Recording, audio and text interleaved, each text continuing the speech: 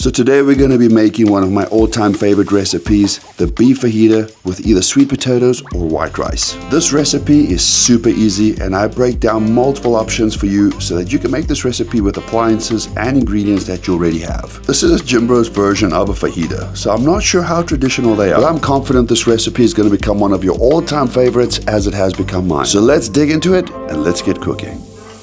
So, starting out, I'm going to be sharpening my knife. This is so that we don't risk injury whilst cutting our meat and vegetables. Because believe it or not, I was taught that a sharp knife is a safe knife. Because the less force you apply to a knife, the less chance you have of slipping and cutting yourself. So starting with the beef, I used around 200 grams of raw beef per meal. So for about 5 meals, you're going to need over 1 kilogram or about 2 pounds. I like these beef strips because they're super convenient for me. And honestly, they've never let me down and they just taste great. So for the goal of this recipe, it's to make the meals as tasty as possible so that they're actually enjoyable. So with your meat on the cutting board, we can get it cut into nice little cubes. The reason why I'm doing this is because it cooks a lot faster and it also allows for the meat to be not as dry and chunky. So with our meat sliced and ready, I'm going to let it rest to get to room temperature. Don't forget to clean your cutting board because you are working with raw meat and you don't want to get any of that raw meat juices onto your veggies. I mean, unless you're into that, of course. Once your cutting board is nice and clean, bring out your bell peppers. I'm using mini bell peppers because they're super packed with flavor and less seeds. But again, there's nothing wrong with using full-size bell peppers. I'd say around 2 peppers per 5 meals. So now we're going to try and get as many of those seeds out as possible. The best method that I've found is by hitting or smacking the pepper.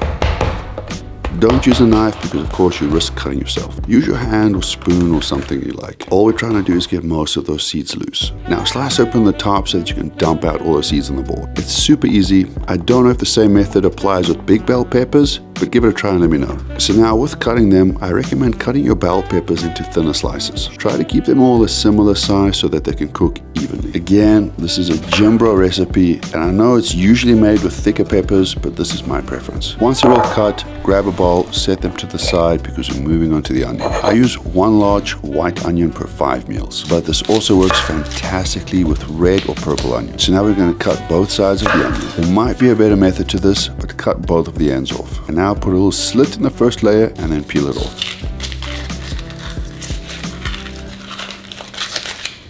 Next, cut it in half and lay it flat. I'm cutting against the ridges of the onion. I cut the slices about the same thickness as the bell peppers. This is so that they're easier to cook and they cook evenly with the bell peppers. After you finish cutting them up, go ahead and throw them in a bowl with your bell peppers. And you can give them a nice little mix in. That onion burned my eyes so bad, just look at how much they're watering.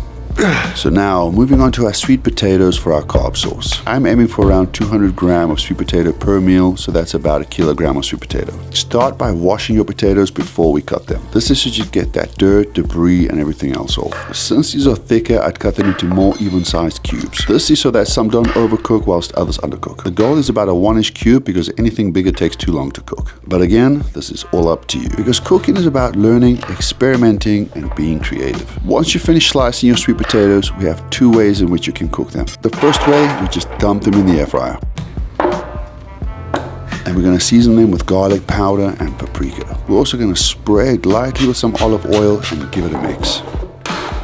Once you've got that even layer of seasoning, cook them in the air fryer for approximately 20 minutes. Temperature is going to be 400 degrees Fahrenheit or around 205 Celsius. But if you don't have an air fryer, you can also bake them in the oven at the same temperature. You might just need to keep them in for a little bit longer. Now, for option 2, you can also steam them using a rice cooker. I got this mini little rice cooker that's got a steaming tray. And I bought this for around 12 bucks on Amazon. But any rice cooker should work, or you can just boil them in a pot or use a steamer. Now, whilst the potatoes are cooking, we're going to move on to the beef. Grab yourself a pan and put it on medium heat. Throw in a little spray of oil. If you've seen my other videos, you'll know that I love using this little sprayer. So now, we're going to brown the meat. You don't have to play with it too much, just give it a little stir here and there.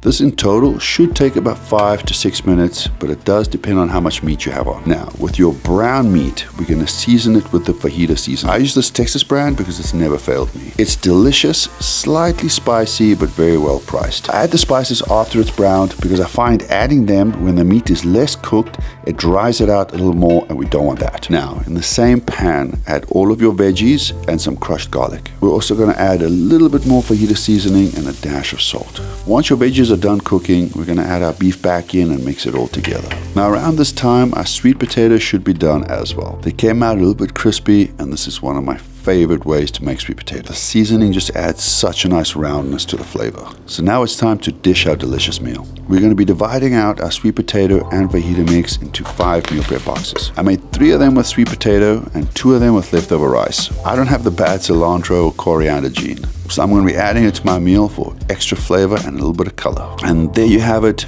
That's about it. And there you have it. There's the meals. It tastes so good. It's so easy to prepare, but I'm gonna go and try out one that I made this week using sweet potato.